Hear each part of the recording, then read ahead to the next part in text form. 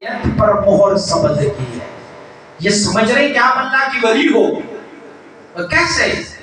مطلب میرے آقا نے فرمایا کہ اللہ کی ولی کون ہے؟ اذا رؤوا ذکر اللہ، جب انہیں دیکھا جائے تو اللہ یاد آ جاتا ہے. اور انہوں نے ہمیں دیکھا تو کیا آواز لگائی؟ اللہ کی آواز لگائی نا. تو ان کو جھوٹ موٹ ہی صحیح، لیکن کیا یاد آیا؟ اللہ یاد آیا ان کو. تو جب ان کو اللہ یاد آیا ہے تو گویا میرے کریم آقا کی حقیقت ہے ان کی بات کہ اللہ کی ولی وہ ہوتے ہیں جنہیں دیکھا جائے تو انہیں اللہ یاد آیا.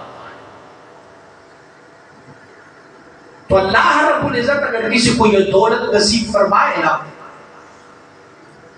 تو یہ ایک ایسی دولت ہے کہ میں مثال کے طور پر آپ کو ایک شیشے کے گلاس میں روح افزا کی شربت ڈال کے دکھاؤں اور آپ کو تعریف کروں یہ روح افزا ہے، یہ صحت کے لیے بہت اچھا ہے، یہ جب آپ پیئیں گے تو آپ کو راحت ملی فلاں فلاں فلاں.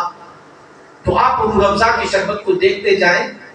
آپ اگر مجھ پہ ٹرسٹ کرتے ہیں تو آپ کہیں گے ٹھیک ہے جی، پیر صاحب نے کہا کہ یہ اچھی شربت ہے تو ٹھیک ہے، لیکن میں طریقہ کوئی اور بتاتا ہوں آپ کو. اس میں سے میں تجھے ایک گلاس شربت پلا دیتا ہوں، تجھے اب کہنے کی بھی ضرورت نہیں ہے. اگر شربت واقعی اچھی ہے تو تجھے اس کی احساس خود بخود ہوتے جائے گی.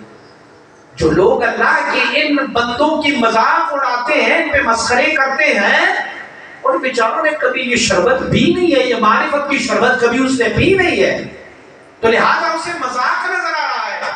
لیکن ایک جرعہ، ایک بوند بھی اللہ کی اس معرفت کا شراب شربت انہیں پلایا جائے تو پھر اسے اس کی لذت کیسے ملے گی.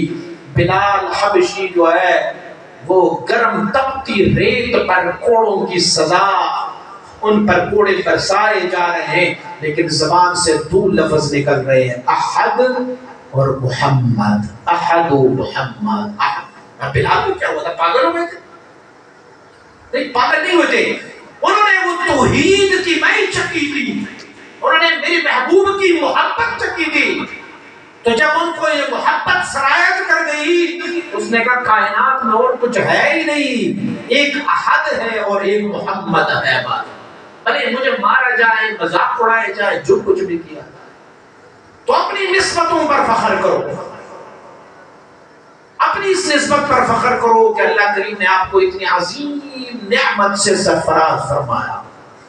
اللہ کریم نے آپ کو وہ نعمت عنایت فرمائی جن کے لیے لوگوں نے بڑے دور دراز کے سفر کیے تھے. ابھی ماضی قریب میں آپ جناب حمید اللہ خان صاحب سے پوچھا، ہمارے دوسرے ساتھیوں سے پوچھے، انہوں نے اس نعمت کو کیسے حاصل کیا، کتنے سفر کیے، ٹھنڈ میں، گرمی میں، یہاں سے براستہ ڈیرہ اسماعیل خان اور براستہ کوہاٹ اور کہاں سے، کبھی ٹرین میں، کبھی انہوں نے گاڑیوں میں، کبھی سردی میں، بارشوں میں سفر کر آگے، وہ بھی ایک دن سفر نہیں، 2 دن سفر نہیں، وہ ہر مہینے، ہر 15 دنوں میں وہاں جاتے، بلکہ ہر جمعہ وہاں پڑھتے. یہاں سے کاروبار، زندگی، بال بچے سارا کچھ چھوڑ کے وہاں جایا کرتے تھے. یہاں لوگوں کے اپنی عزیز و اقارب کی باتیں ہیں، اپنی رشتہ داروں کی باتیں، اپنی گھر والوں کی باتیں، وہ سن کے، لیکن اس پر صابر رہے کہ ہم نے وہاں ایک خزانہ دیکھا ہے اور ہم نے وہی خزانے سے لینا ہے، اور اسی خزانے سے بہرہ مند ہو کے یہاں آ گئے اور آپ لوگوں کو مفت میں دے رہے ہیں. محنتیں انہوں نے اٹھائی ہے، تکلیفیں انہوں نے اٹھائی ہے، اذیتیں انہوں نے اٹھائی ہے، لوگوں کے گالیاں انہوں نے سنی ہے، جیلوں میں یہ گئے، تھانے کچہری انہوں نے برداشت کی، سارا کچھ، اور پھر بھی آپ کو مفت میں دے رہے ہیں، اور پھر بھی ہم نہ لیں تو ہم محروم ہیں. پھر محرومیت ہے ہماری، یہ ہماری بدقسمتی ہو سکتی ہے. تو جن ساتھیوں کو نسبت ملی ہے، اللہ کریم ان کی نسبت میں مزید اضافہ فرمائے اور اللہ انہیں استقامت بھی نصیب فرمائے.